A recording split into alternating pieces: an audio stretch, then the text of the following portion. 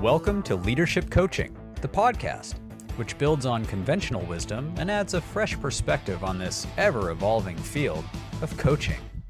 Have we been misunderstanding leadership all along? Traditionally, we ascribe leadership to certain people, but what if leadership lives in relationships instead? If you've been struggling with your identity as a leader, it may be that limitations of an old model just don't fit. Join leadership coach Dr. Martin Kettlehut and results coach and certified IFS practitioner Bill Tierney as we discuss the nuances of leadership as relation. The Leadership Coaching Podcast, awakening the confident and compassionate leader within.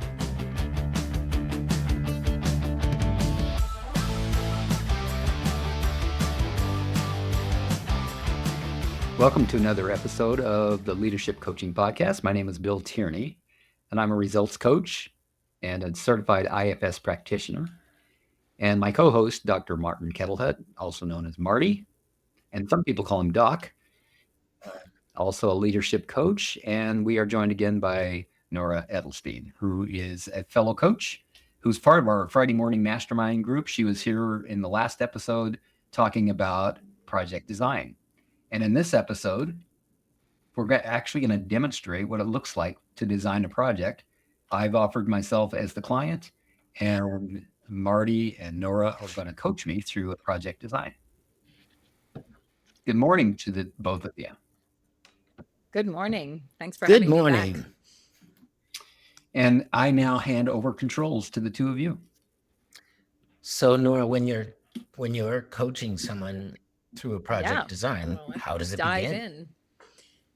So when we left off talking about project design, I was speaking about how I think of project design as a structure for a way of being in the world. Since all of us are trained to be being-based coaches, based on the premise that who we're being in life is far more impactful than things that we do or have as a starting point.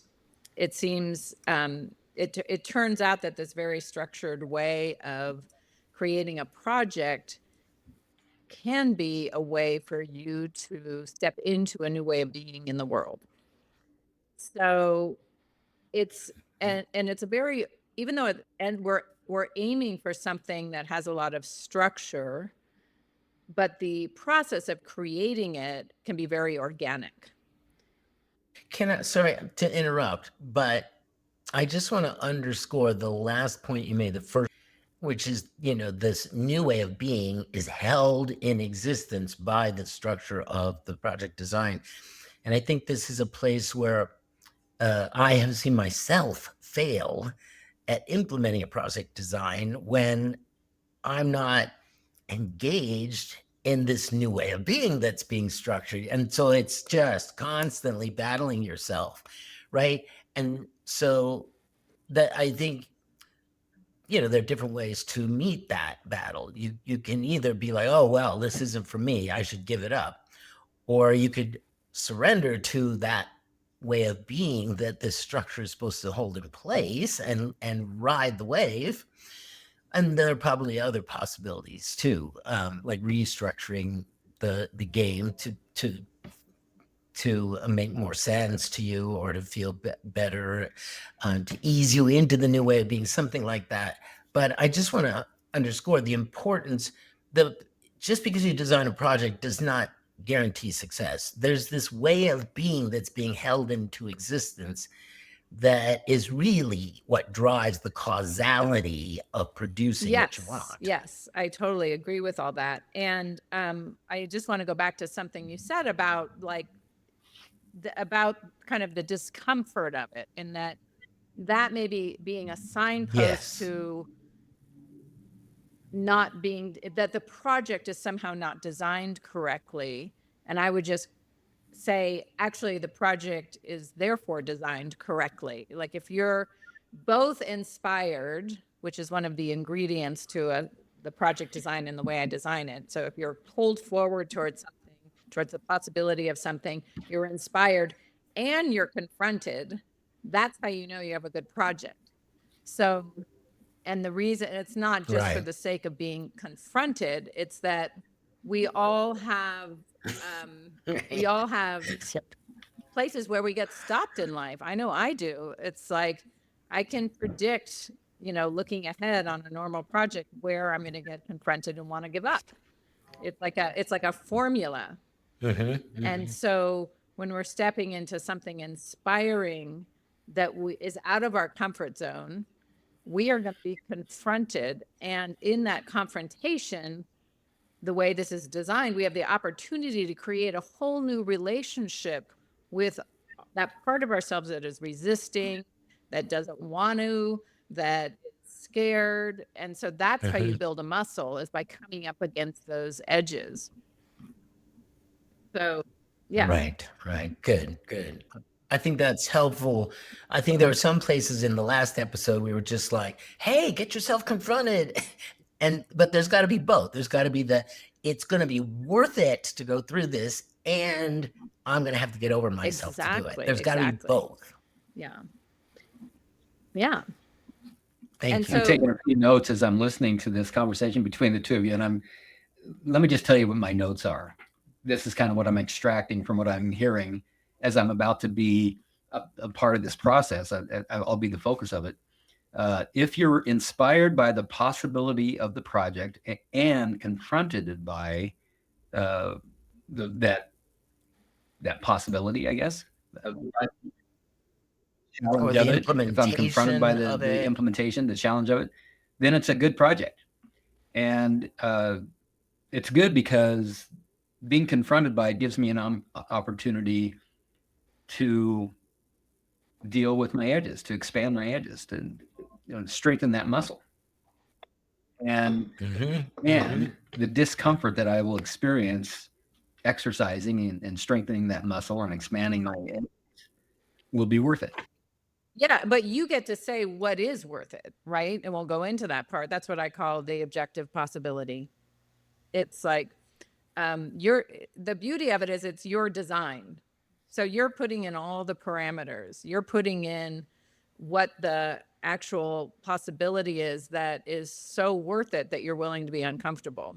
And that's where the coach comes in, is like getting to listening for what that is in you. Like, what is the thing that would make it all worthwhile being right. Okay.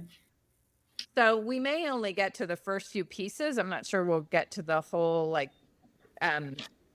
the whole spelling out of every milestone. But if we can get to the first 3 pieces, that's the juice of a project. And these pieces are kind of they work off each other. So we may start out talking about your objective and then go to your goals, and then talk about vision, and that will inform your objective again. So it's going to be kind of a back and forth. So, and some of these words are just so mundane for what they are, and the way I was trained, we start with the objective, which is, it's really the heart of the project. Something about the word doesn't match like that, the impact of it. And then so that's sometimes where you start. Like, I want to be living, at peace with the world and myself. It's going to sound something very lofty, very emotional. And then we look at, well, how would you know that you had fulfilled on that objective? And that's where you can get to the SMART goals. It's like, and we'll get into that. So, like, how do you make that measurable? How do you make that very lofty emotional thing measurable? And sometimes people come and they want to start with their SMART goals. It's like, I know what I want to create. I want to write this book. I want to do a TED Talk, and then you go back to the objective. So you're always working back and forth. You don't necessarily have to start with one or the other. So we were talking about the objective as being kind of the emotional heart of the project. I use that interchangeably with the possibility. If you're familiar with this concept of your why, so it's like, why would you bother being uncomfortable? Why would you even take this on?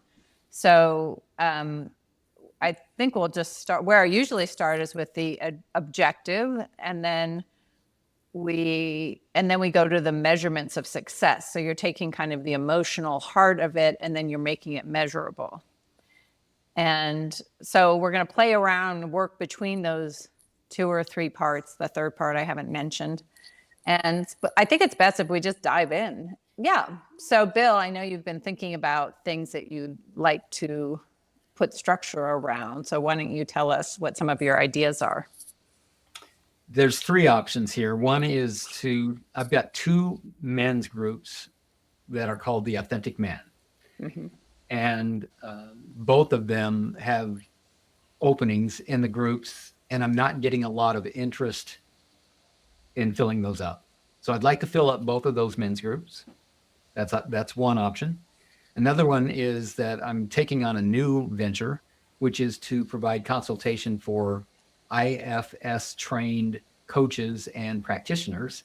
And I want to do a consultation group, and I want to fill that group up.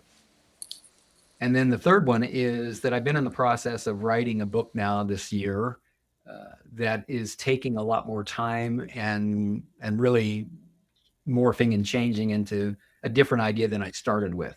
So that third project would be getting that book completed and sent off to the publisher. Okay. And so, and when you think about these three projects and you imagine them complete and just as you want them to be, which one has the most pull for you or the most inspiration, the most juice? The book. The book? Okay. Mm-hmm. Yeah. Okay. Yeah. Is it okay should we turn our attention to the book? I think that would be great. Yep. Okay. So why don't we start by you? Is it okay if we start with you just saying what the book is about and just talking a little bit about this idea? And I'm sure in that we'll extract what the possibility of it is. Sure. I could get real carried away on this, so I'll try to limit myself to just maybe a minute or two describing it to you. How's that? Yeah. Currently, the name for the book, I believe, will be Authentic Self-Restoration. And what it's about is essentially it's a memoir that describes my journey that led me into recovery. I spend some time defining what I mean by recovery, that being restoration of authentic self, recovering my authentic self. And then the cost of not doing that and the benefits of doing that, as well as the process that I went through to arrive at restoration to the degree that I have of my authentic self. And the purpose of the book is to help others, both by inspiring them, helping them to identify with their own journey, how they have lost their authentic self, and showing them some ways that I found that maybe they can implement as well to regain access to all the innate resources that we lose when we lose a sense of who we are. Yeah. Yeah. Great. Can't wait to read it. So it sounds like, so I'm just going to kind of step outside the conversation. So in this case, Bill is very clear on what the thing is. Like it's a book, it has form, that's already measurable. The content seems really clear to you already. So that's another measurable part of it.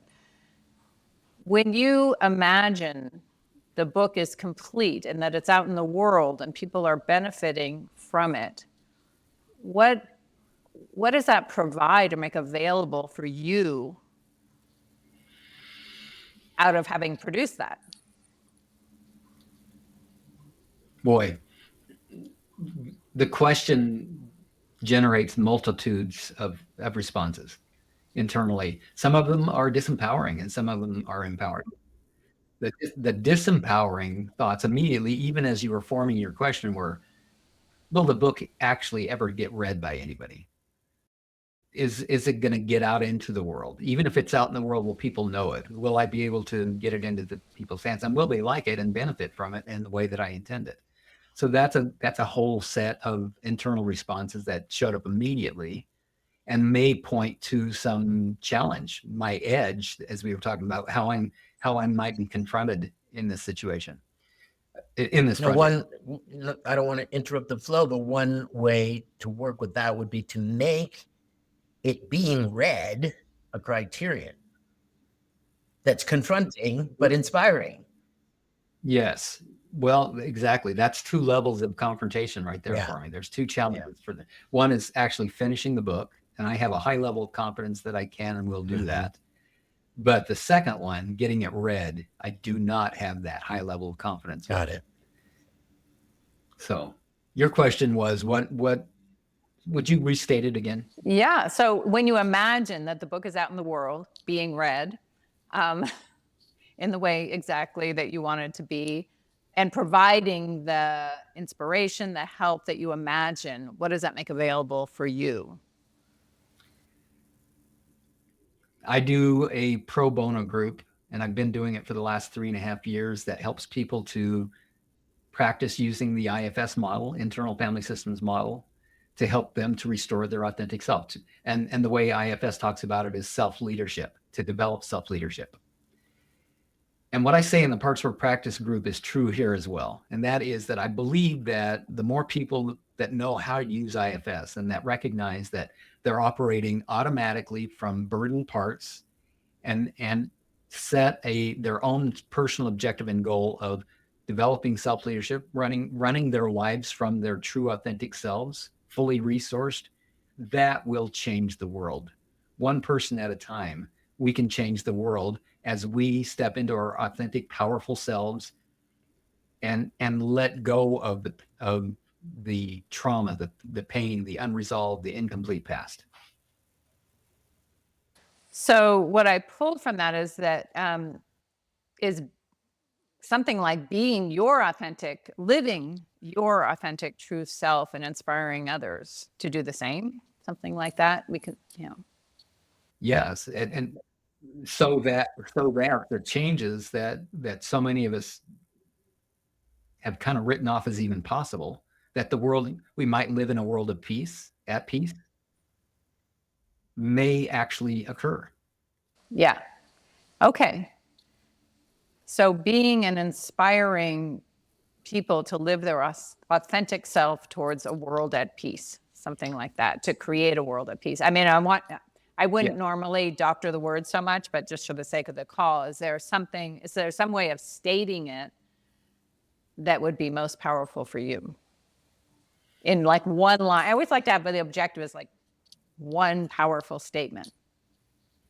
I might have to play with it a little bit to get to the one powerful statement, but what I'm getting now, as you're asking the questions and we're playing around with these words, is that I believe, based on my own personal experience of being in my and as my authentic self, that my default state is peace.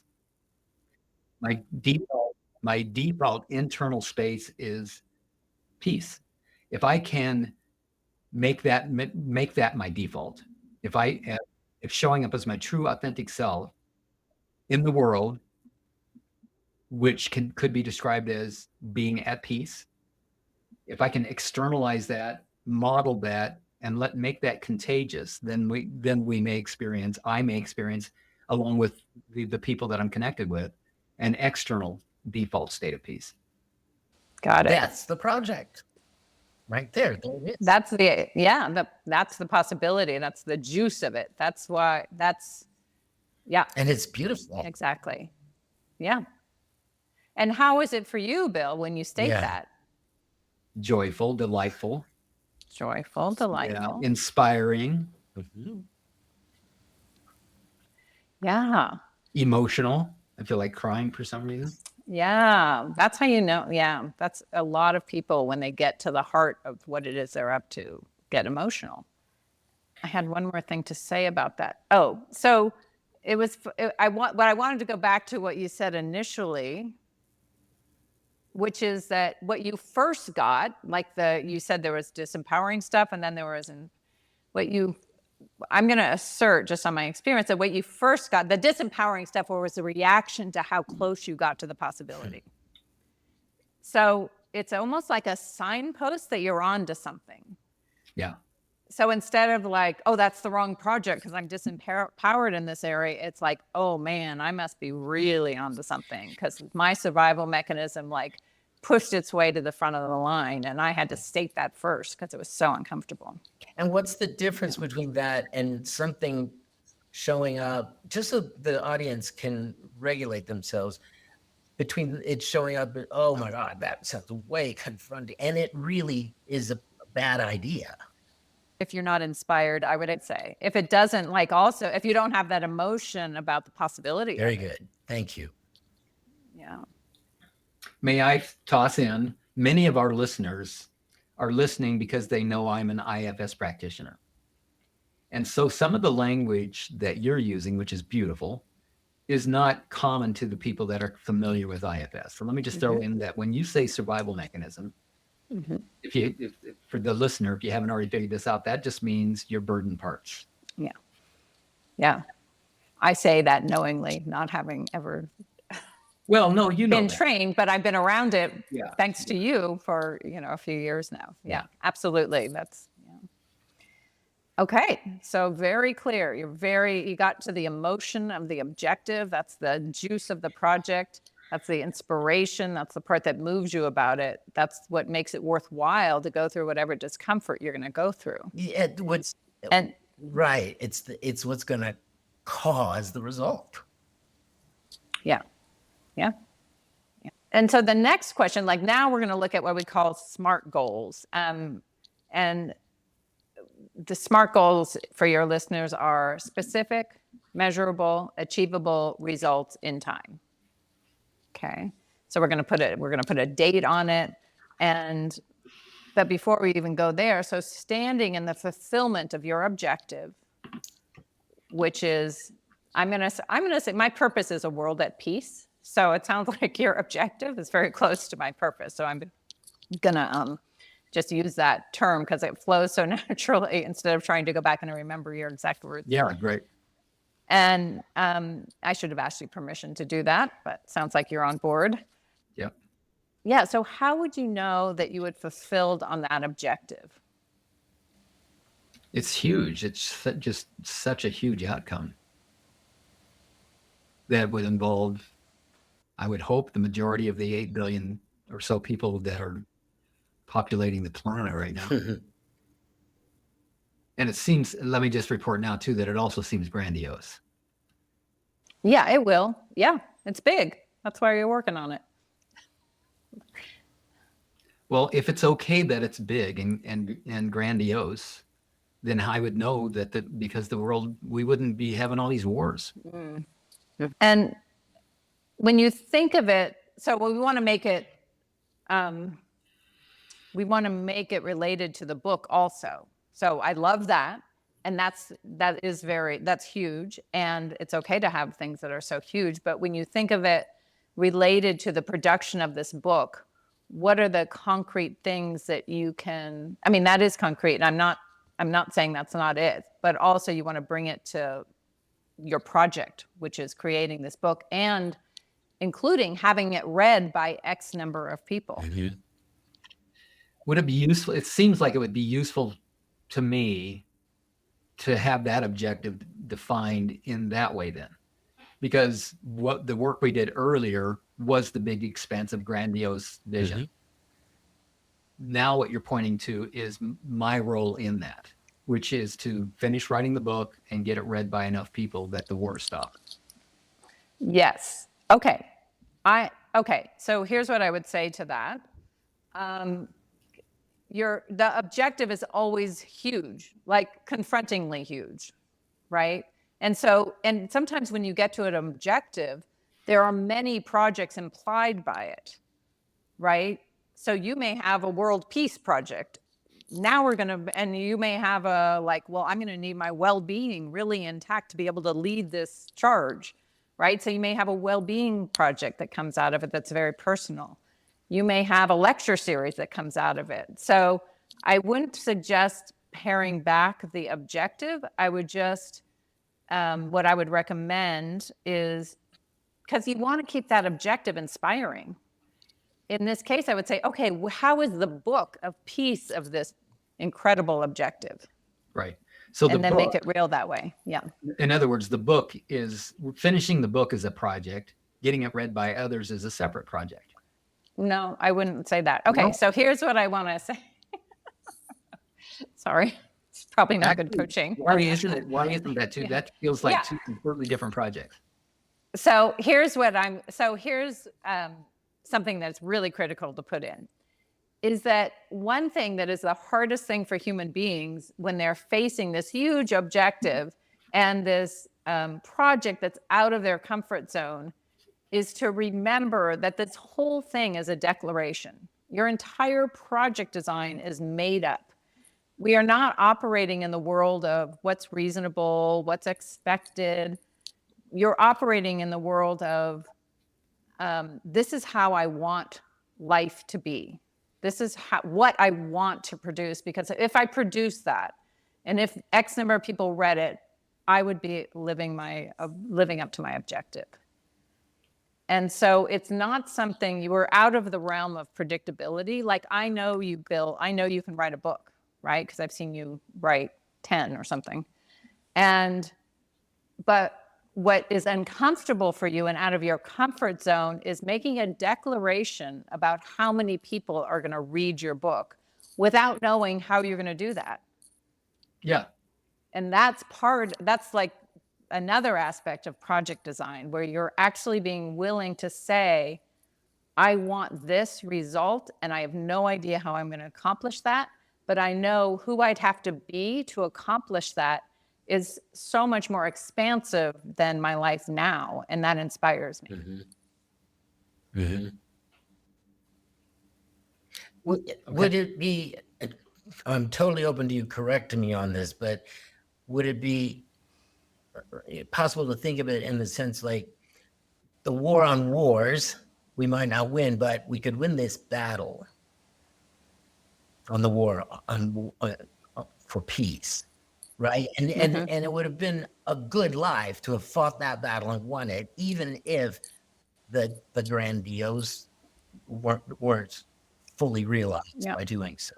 Is that a good distinction? Yeah. And I also recommend you include the number of war. You could say, today we have 10 wars. By the end of my project, which may not, when 1 million people have read my book, we have half the number of wars in the world. And I'm tying it to this project. But to separate it out and just say, okay, now we're just going to play a game about numbers, takes all of the inspiration out of it. Right? If we just say, okay, separate game, that thing about peace on earth, well, we're just going to try and get as many people to read this as possible. Then it doesn't have that same connection to the world that you're creating. Actually, that's the magic of the project design, is that it's both. That's my point. It's like, I'm going to make this huge declaration, and then I'm going to declare what that looks like, and I'm going to make it specific and put numbers on it, which probably will be the confronting part of it.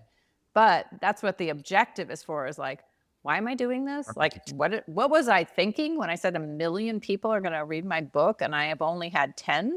It's like, oh, I'm creating a world at peace. Okay, what's next? Like, if I spend the rest of my life trying to figure this out, that would be a life worth living. I was trying to, exactly. And so I was trying to speak to your question, Bill. What is that, a second project? No, that loses all of the oomph. Finishing the book and getting it to the publisher would be a milestone. Exactly. That just occurred to me. It's a milestone along the way. Yeah. This is an aside, but I think it's a really important aside. I understand your use of we're talking about wars, and you broke it down to a battle, and I get that. I get what you're saying, and I agree. That's a great way to think about how to make this feel even possible for me. But as an aside, I just want to say that the war on anything doesn't work. Good. I agree. Yeah. Understood. Yeah. And that's another thing in the languaging of a project design, is to think about, a lot of people want to put in what's not true. It's like, the accomplishment of this project is that I'm no longer insecure about my ability to write a book. And it's like, and then the question becomes, well, if you weren't insecure anymore, let's say that's handled, what would you be? So that's another layer of the project just to put in, because we're talking about it, is like, you want to get all the what's not happening out of the language of your declarations. Yeah. So going back to how would I know? I think that's the question that gave birth to these other discussions that we're having Which now. are very important, by the way. Everybody goes through this when they design a project, so it's not off track. Go ahead. Well, yeah, but my coach training's coming in, and the things I've learned about sinking an anchor so that I can come back to where we started is coming in handy here. So if I remember accurately, it is how would I know? How would I know that I had successfully achieved my project? And one way certainly would be to measure the number of wars. One way would be to, to guess that in order to, it's kind of like if I want to achieve a particular level of income and I'm self-employed and my income comes from clients, I need this many clients paying this much money in order for me to achieve this income goal. Yep. I could think about it that way, like what my best guess is, and it's a guess. I don't have the data on it. I don't know. That's okay. But for example, if there are 8 billion people on the planet, and if 1% of the people on the planet read my book, would it be enough to eliminate one of those wars? Would it be enough to have people begin to look at the Donald Trumps of the world and say, that's not an option? Attacking each other is not the way to build this world at peace. Mm-hmm. But enough people know that, believe that, not believe it, know it. Yeah. Then that can change the tide. Mm-hmm. Because as Marty knows and writes in his book, there are no bad teams. I don't know if you say this in your book or not, but there are no bad teams, there are no bad groups, there are bad leaders. There are leaders that lead us in the wrong direction. So maybe the measurement is that we have those kinds of quality leaders in the world. Yeah. Yeah. Mm-hmm. But you're asking me, how would I know? Well, and also, like, it occurs to me, because we're going to date stamp this, and it is, you could have a long-term vision, like within 5 years, 1% of the population is, the wars have decreased, our leadership is, empowering and causing peace all over the world. And you could say, and you could have that mapped out, and you could also say, within a year, where will I be on this journey towards this objective? Mm-hmm. Right? Yeah. Just to bring it a little bit closer and more tangible. Yeah. Okay. So how would you guide me? Well, just think about a year from now.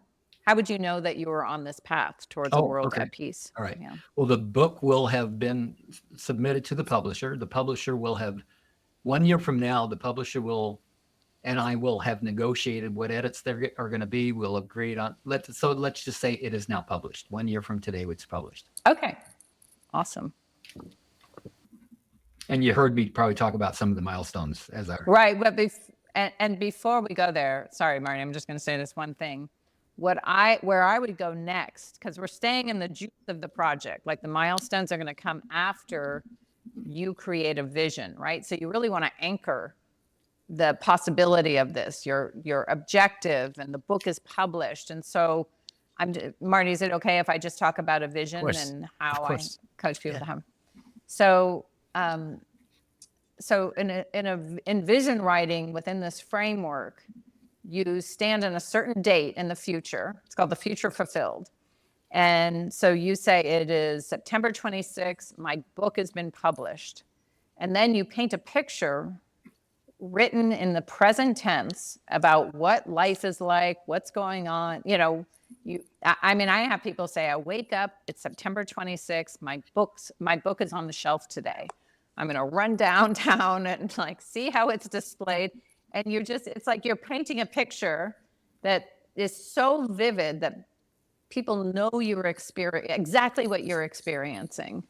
And written in the present tense as if it's all this past year has already happened. So I don't know if you'd be willing, it's usually a written exercise, but if you'd be willing to demonstrate that, what you would be saying in your writing if you were creating this vision. Yeah, this reminds me a lot of what I call my aspirational result statement. Mm-hmm. That's what it is.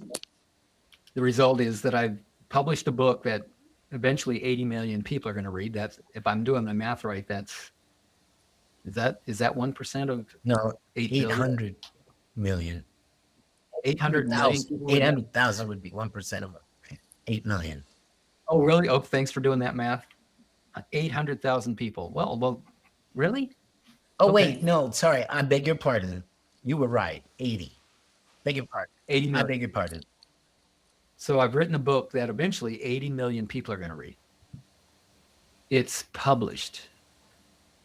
I'm at a book signing that my publisher and I have worked together to organize, and it is very well attended.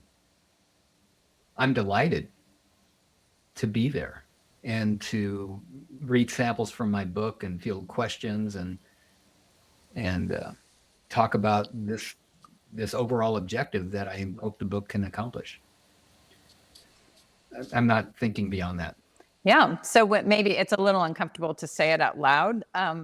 I mean, you can go down to like what food is being served and who's there. It's like, oh my God, and my wife just walked in and she's carrying flowers. And it's literally like you're starting with a blank canvas, which is what this is. Mm-hmm. And you're painting a picture and you get to use all the colors that you love, like your favorite palette, and you get to create the scene and you get to, like create a whole experience through writing this vision. And the check as to whether or not things are, like a zipper coming together is if that vision state, or what did you call it again? The aspirational result statement. Aspirational result statement. If it is imbued with your objective of peace.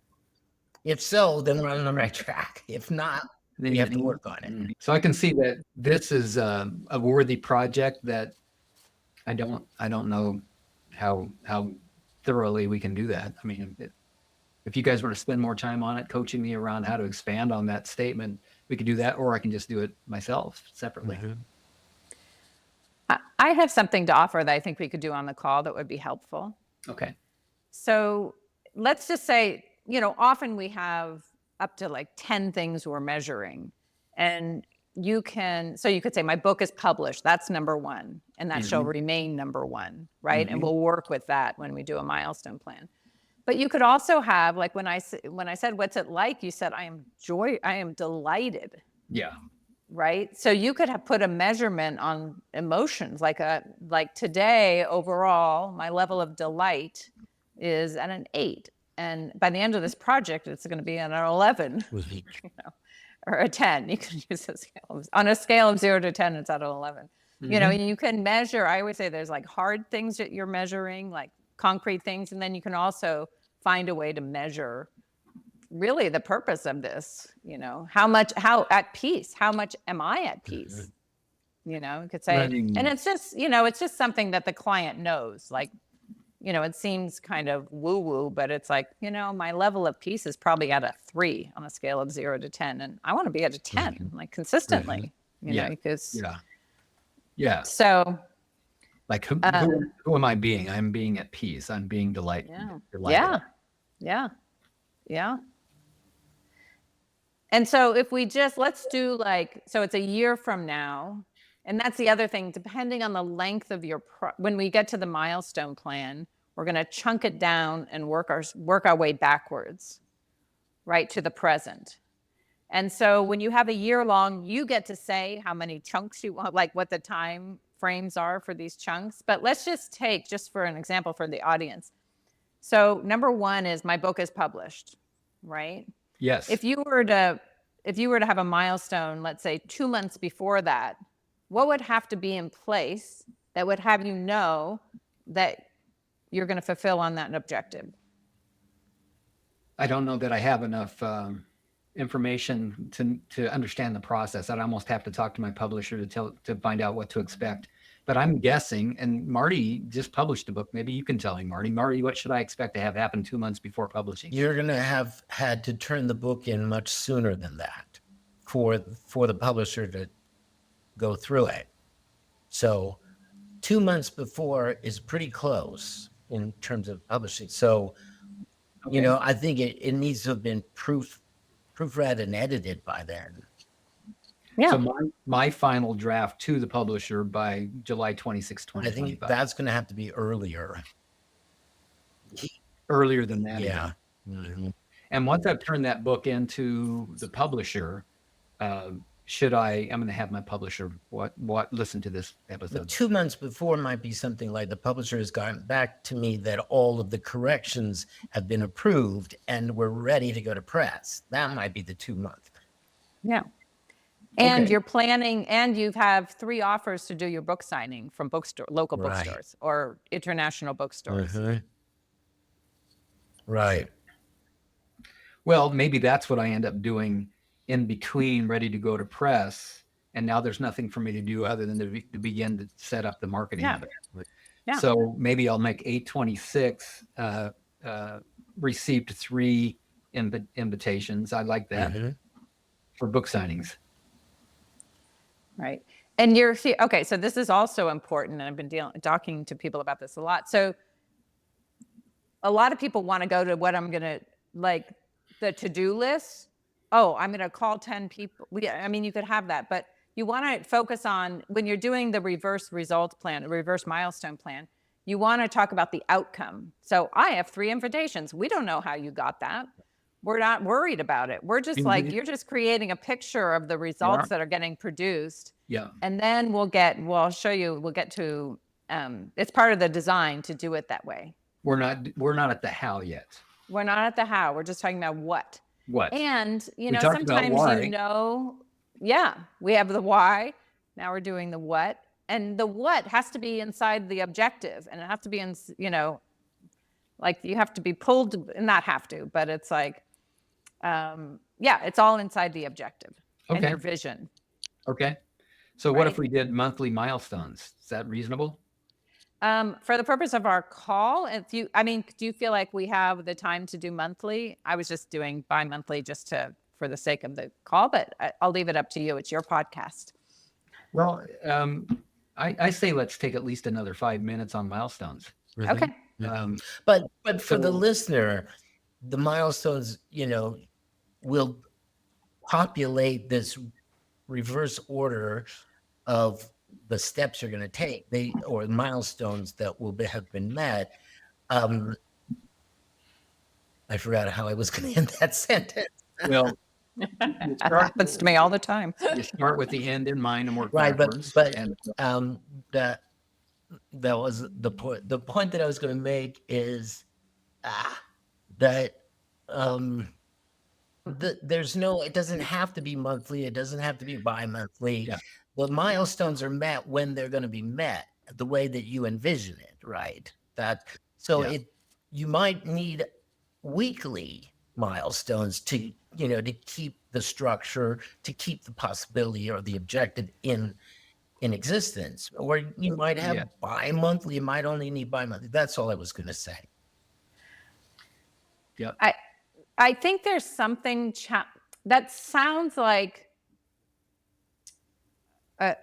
like a sneak around. What do you call it? To going forward, So what I was going to say before is that, well, first of all, yes, you're right that you can come up with whatever increments you like. I find it useful to do like regular increments, and that forces you to kind of be creative about it.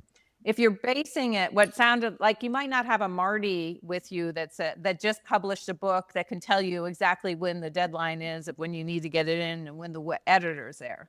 And because that also, like in real world example, that could also lead you down, well, I'm going to go online and research the timetable for doing X, Y, and Z. Yeah. And it kind of takes you out of like this declarative state of like, I have no idea how I'm going to do this, but this is what it would look like if it worked out really well. You know what I mean? Like, I'm just going to make this up. And so there's something magical about that willingness to just declare something you don't know. And along the way, you can course correct. It's like, you could say, like, I'm a pilot. I'm flying from San Francisco to New York. I'm going to take this route. And then along the way, a storm happens and you have to detour. So it also forces you to be kind of creative with the whole process and to deal with those times when what you declared a year ago is like nowhere near going to happen. And so what do you do? And who do you have to be about that? Or Does that make or sense?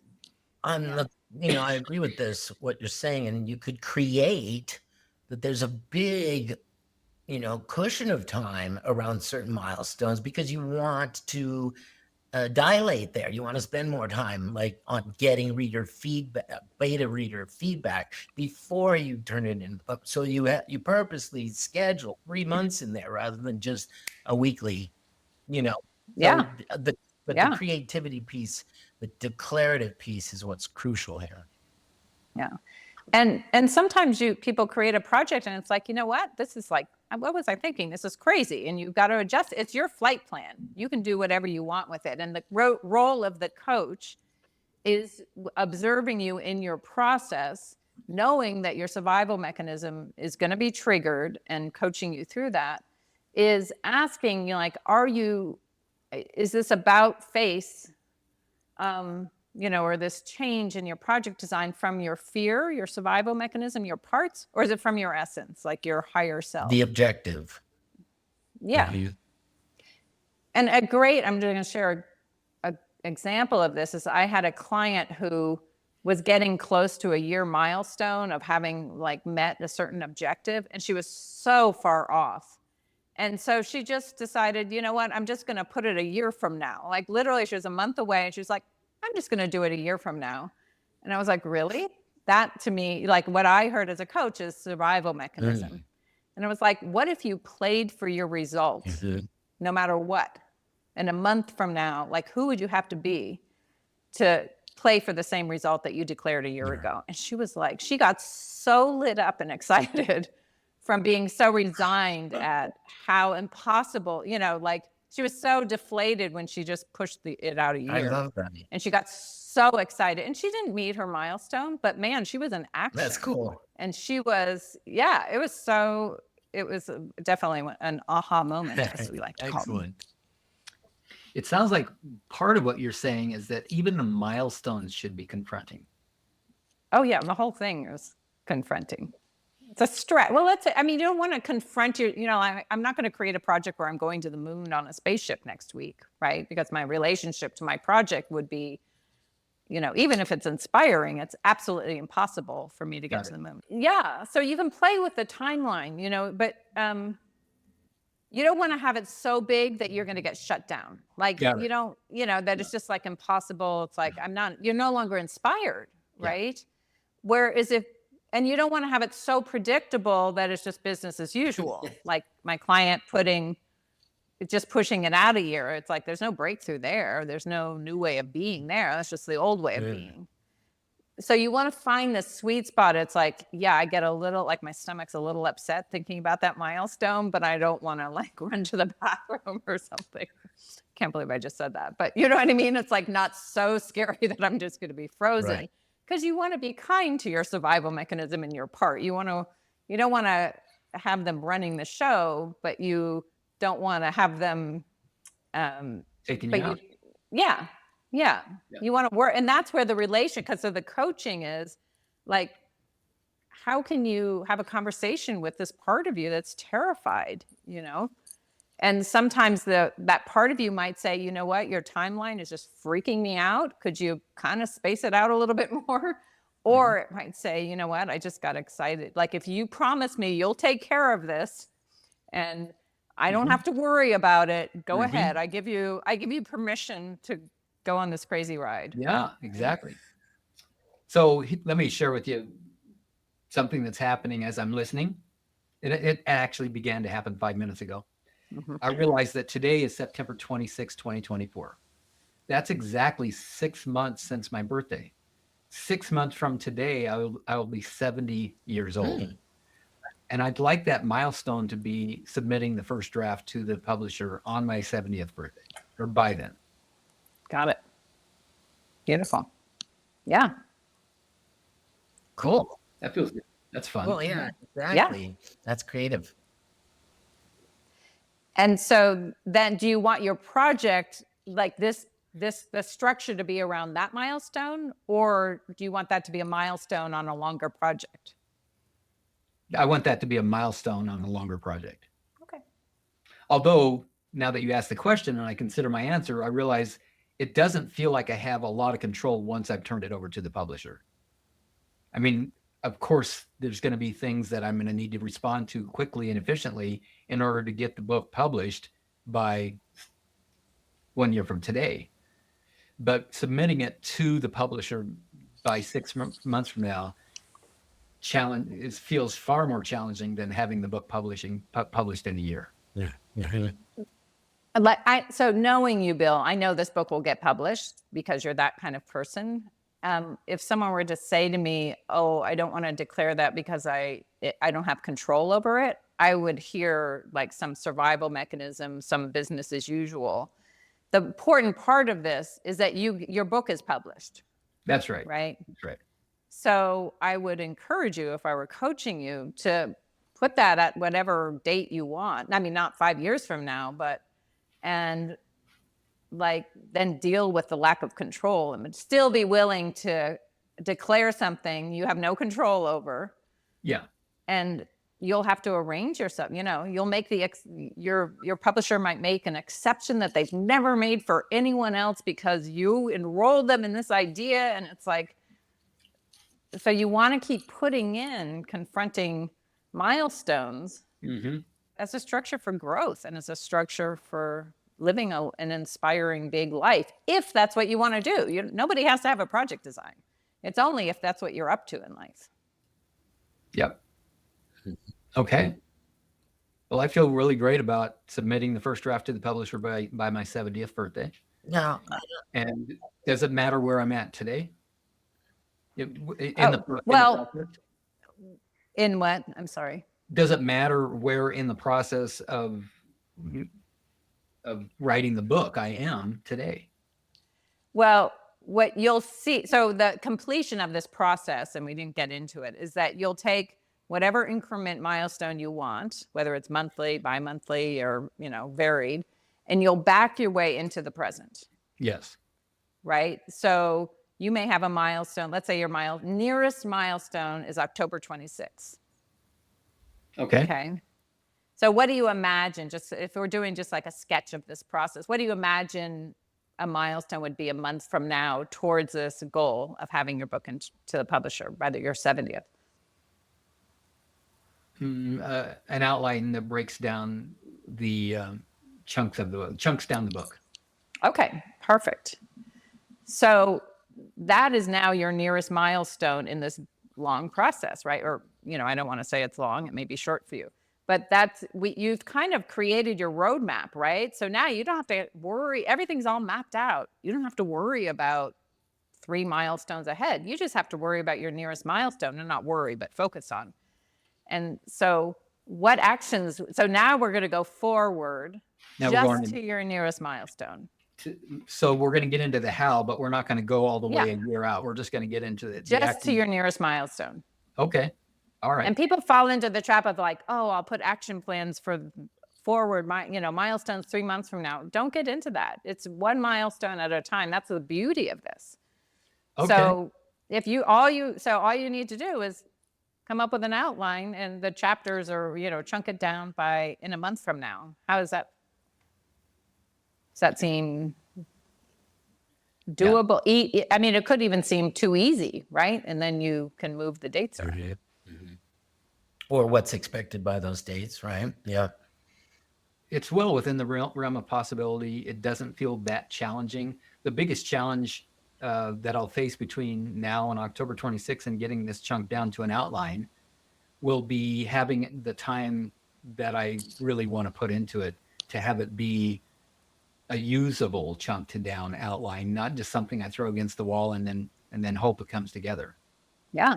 So that's an action, is making time, right? So what will you take on to make sure you meet this milestone? Anything you can think of to meet this milestone. Yeah, this will be a continuation of what I have been doing that's been working well, is to look at my calendar over the next month and schedule and block time. Enough time to do enough writing and enough planning to have that chunk down outline completed. And do you know what those numbers are? Enough time, enough, is there a page number goal, a word count goal, or I don't know. I'm just making up terms here. Well, my really rough estimate of how much of the book I've got written is about 70%. Oh, wow. The challenge is getting it organized so that it flows and recognizing what's missing. And that's what the chunk down outline will help me to determine. Okay. So, what's been happening is I've been getting bogged down in the writing and the quality of the writing and the feel of for the reader and all that. And it's been fun. It's just been gorgeous. I've just loved it. It's so much fun to do. And, unless it's not. And then when I get bogged down, I'll just move to another part of the book and write about that and then come back and now it's fun again. So this is a fun project for me. Have you heard me say fun yet? And I think between now and October 26th to get that chuck down outline, I will need to begin to gather all of my assets, get them out in front of me, find a logical flow, and then, yeah, that's what it's going to take. So hours. If I had uninterrupted 3 solid days, I could get this done. Okay. And but I don't have that. So over the next month, 3 solid days, I'm needing 24 hours. So that would be 72 hours, right? 72 hours I could get this done. Over the next month, I need to, what is that? Is that 4 weeks? Yeah, 19 hours a week. Now it feels impossible. Okay. That's why we put numbers on it. So you can see it's like, oh, that my survival mechanism just got too activated. What do I, let me adjust this so that I'm stretched, but I'm not shut down. Well, I'm not shut down. I'm already stretched. I'm not shut down. The next action for me to do is pull out my calendar and see if I can find 19 hours a week. Yeah. Okay. And then I think I actually need to design a step-by-step what needs to happen between now and having that outline. What exactly do I need to do? Do I need to print everything out? So I'm going to do a search.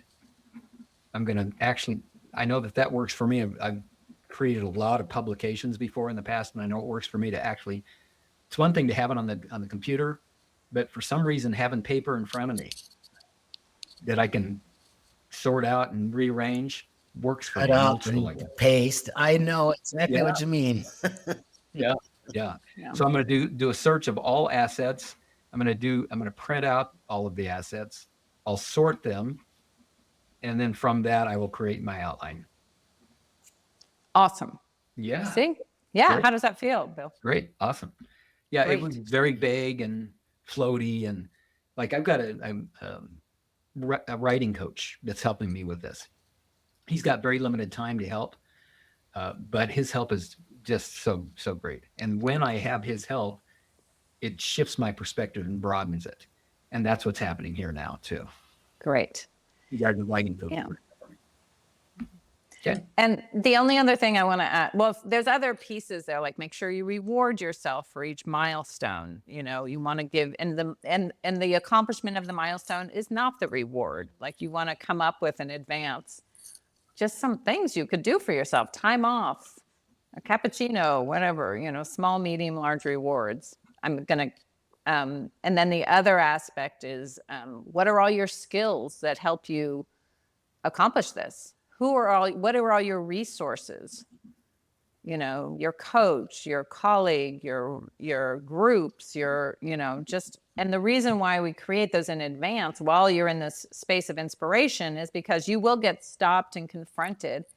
And then you can just go to your resource list and it's like, oh, you know what? I didn't call Kate from, I don't know. And let me just call her and see what happens. And sometimes that's enough to just shift you out of your resignation. There might also be other things that support, like practices that support your being in the shape you need to be in to accomplish this in the time.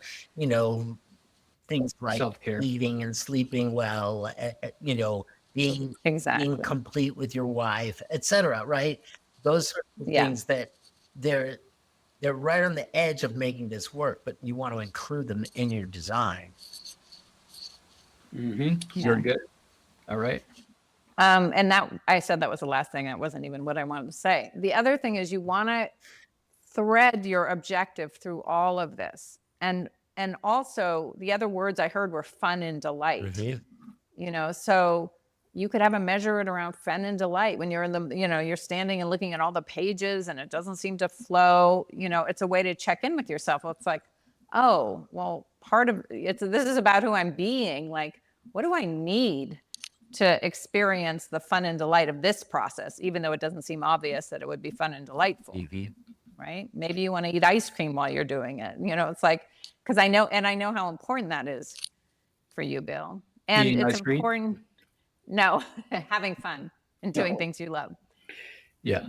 Yeah. And I had another thought. I can't remember. I'm like Marty. I lost that one. You had me at eating ice cream while I do that. Right. Because it's not about, it's really about being. Like, this is what we're talking about, a structure for being. So when you get into I'm going to do the way I always do life, that's when you have the opportunity to remember your objective, your vision. Oh, I'm creating a world at peace. Like, who am I being right now? It's like, I'm a world at war right now with my papers. Right. Yeah. What do I need? What do I need? What do my parts need? There was a chapter in my book that got left out at the last minute because it didn't fit my objective. I mean, it was a written chapter.